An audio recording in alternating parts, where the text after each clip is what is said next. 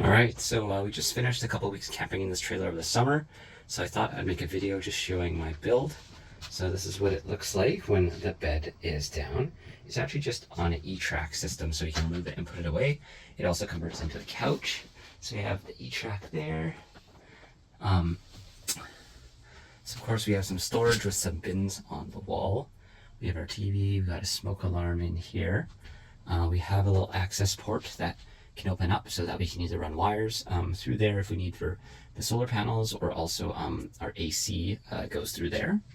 We have a window here, but I just hang up a flexible solar panel. I just hang it up there to use it sort of like a curtain when we're not using it. We have, of course, our bathroom. So nothing fancy. We do have hot water on demand. This is our shower. The shower was actually made out of a rain barrel. So I got this rain barrel from somebody for I think like 50 bucks. I cut it to extend it to the top. I used this piece to make this for the shower curtain.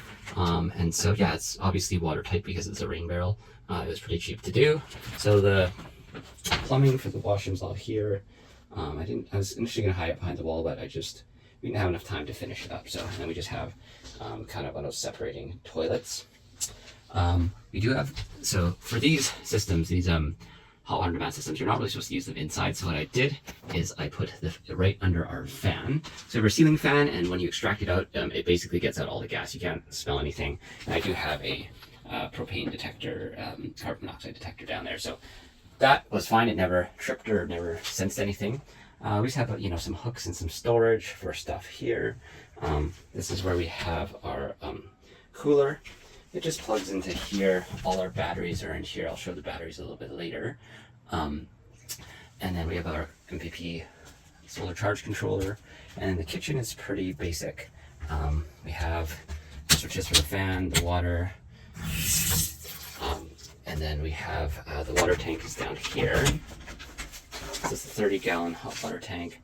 The plumbing's all down there.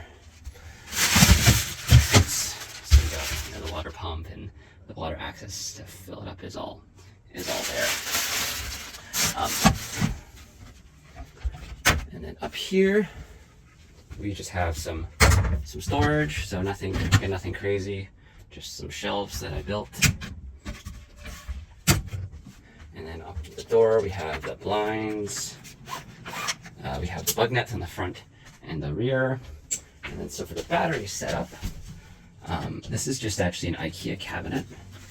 But the batteries here, we have 3 batteries that I use basically. So this bottom one is actually an Apache, one of those Apache waterproof cases from Harbor Freight. And so I actually built this battery myself. On-off switch XT90 is where that power output comes from. And then these are just 2 EcoFlow units. So what we actually do is when we're traveling, we keep them in here. But when we are parked and set up, I put them both actually just up here. I just stack this one on top of here. And then this battery can charge these 2 if we need, or we also have a little bit of solar. And then, so we actually don't have an inverter. This is a 300 amp hour 12-volt battery. So we can last like a week without power, for just basic stuff, some Starlink for internet, and water, fan, TV, that sort of stuff. We do have a little AC unit, but we can only run it for a little bit on there because it takes like 200 watt hours, or a little bit more than that, probably 250. So that's our battery setup. It's pretty simple.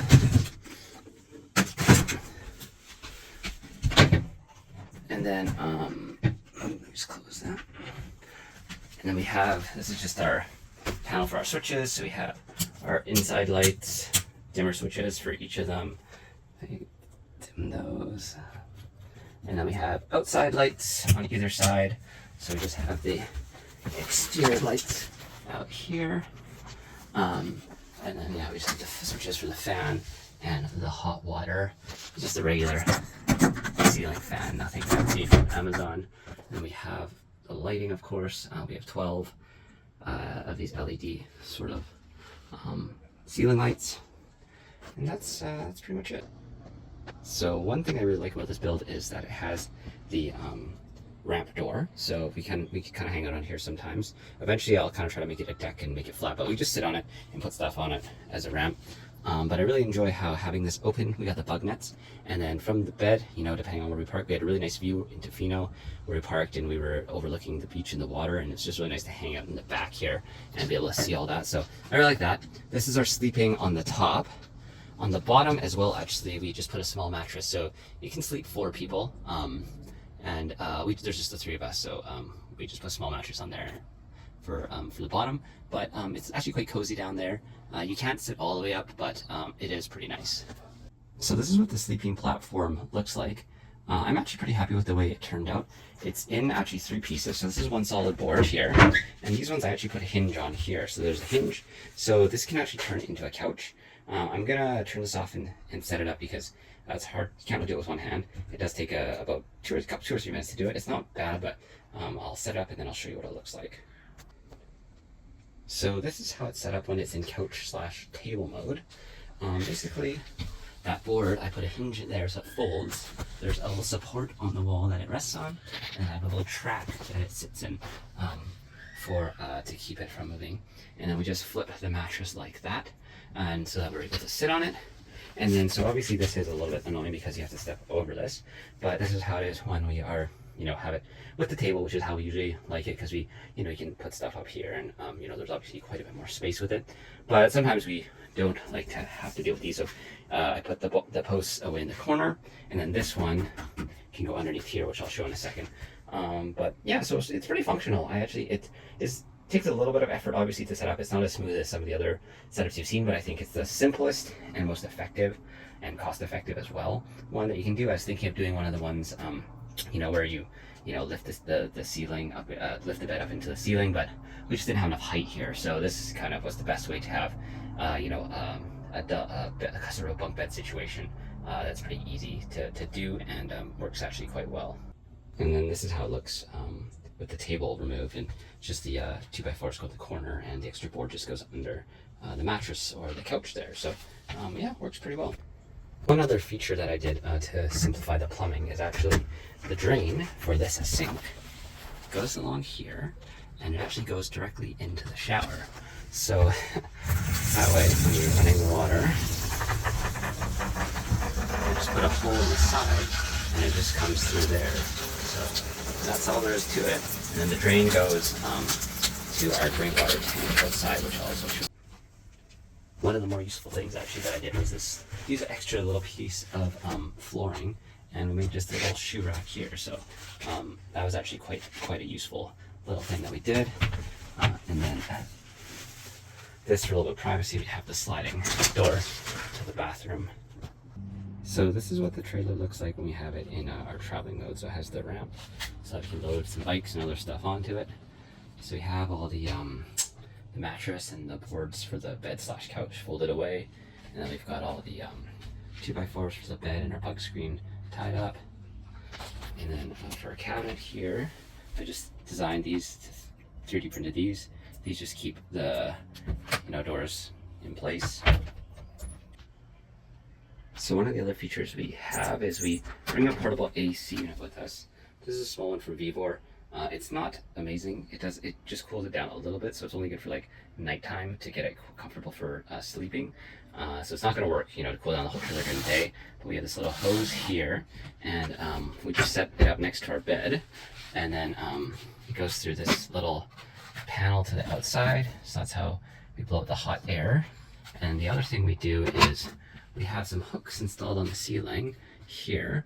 And so we just run a curtain for our sleeping area. So our sleeping area is this half of the trailer, and we just run a curtain just so that it cools down just that area. So here's a bit more detailed look at the battery setup. It's got the on-off switch there. It's got the shunt with the power meter. These two are XT90s. It's got USB cable and 12 and a cigarette lighter port. It's in one of those Apache waterproof cases. It's probably obviously not waterproof anymore because I cut some holes in the side, but this is what it looks like inside. I just used some wood to hold it in place. It's got 300 amp hour, battery 4S configuration, I guess it's called. We got the BMS up top. You got a breaker switch, some fuses in there, the shunt.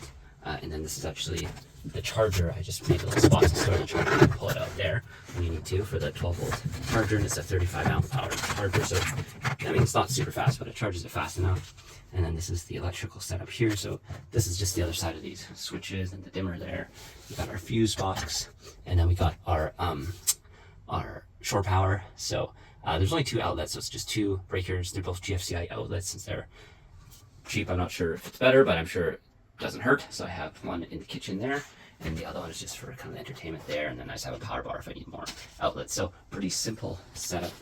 And then, as I mentioned earlier, they just hook into these 2 EcoFlow units. I just pop them up here, and that's where I usually plug most of the things into. So the outside of the trailer is nothing fancy. It is an older trailer that I got.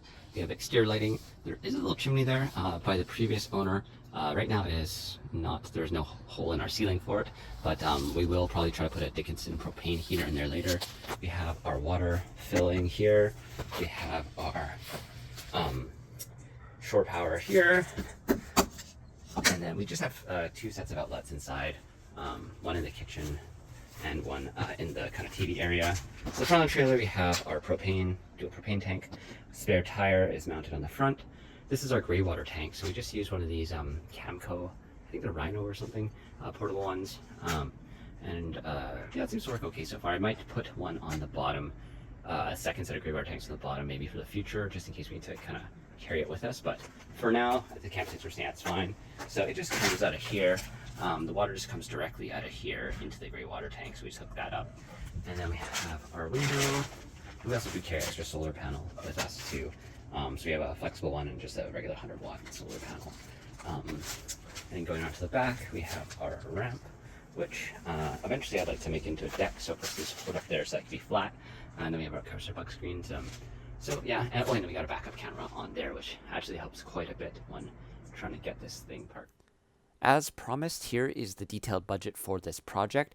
I did track every single expense for this project, including every nut, bolt, screw, etc. So this is really detailed and will give you an accurate idea of what will actually cost you to do such a project. I am a little bit suspicious of some of the other projects I've seen on YouTube, saying they've come in under $6,000 or $5,000. I just don't really see how it's possible with some of the features that they have. That being said, this whole budget is in US dollars, but I am in Canada, so I did have to probably pay a little bit more for some of the things here, since some things are a little bit more expensive in Canada. But I did manage to as well get some good deals on some stuff, so that sort of brought the price down. And I've noted the things that I already had where I didn't have to spend any additional money, as well as things that I got off Facebook Marketplace. So I did get a good deal on a couple things here. But basically, the trailer that I got was a 6x12 trailer. It did come with spray foam insulation, so that saved quite a bit of money. Insulation is really expensive, so again, if you're buying a new trailer and have to add that in, it's going to add a lot to it. So if you can find a trailer with spray foam insulation, that's going to save you a ton of money. So the trailer was $1,735. As I said, it was an older trailer, but I think that was actually a pretty good deal. So the flooring was old on the trailer, so I had to get pressure treated, 3/4 inch plywood and fix the flooring. That costs $212. The hardwood flooring, which is the next item there, which I used on the walls and the floor. I just got some leftover hardwood flooring for free on Facebook Marketplace. I don't think it's actually that hard. I see these things, people giving away leftover bits. All you need is like 100 square feet to do the floor, so it's pretty easy to find that. The window was a pretty good deal. I paid $42 for that. It was a 36 by 36 inch window. The window on the door was $63. I also got that off Facebook Marketplace. The accordion door for the shower, flooring underlayment. The ceiling is just birch plywood, and then some 2x2s for the walls. So all that costs $517. So that's the first category there for the floor as well as ceilings.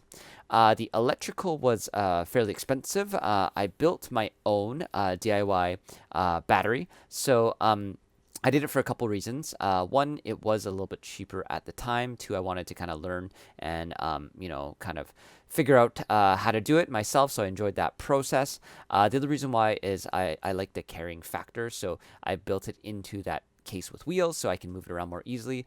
That was $665 for all the components, including the cells, BMS, fuses, shunt, all that stuff, wiring. I already had the EcoFlows, so I have a Delta 2 and a River. So I already own those, so I didn't include those because I've been using those for a couple years for camping. The air conditioner is a Vivor one. It was $328. And then we had the lights, the ceiling fan. I got this one off Facebook Marketplace as well for the fridge. Carbon monoxide detector. I got a solar panel, backup camera off Facebook Marketplace. And then this is one thing that you actually don't realize that's going to add up to be so much, but all the wiring connectors, fuse boxes, breakers, switches, all that stuff costs another $374. So just the electrical system alone cost $1751. But that being said, it does have a decent amount of electrical power. I have 300 watt hours here, or that should say this is amp hours. It's actually 3,000 watt hours in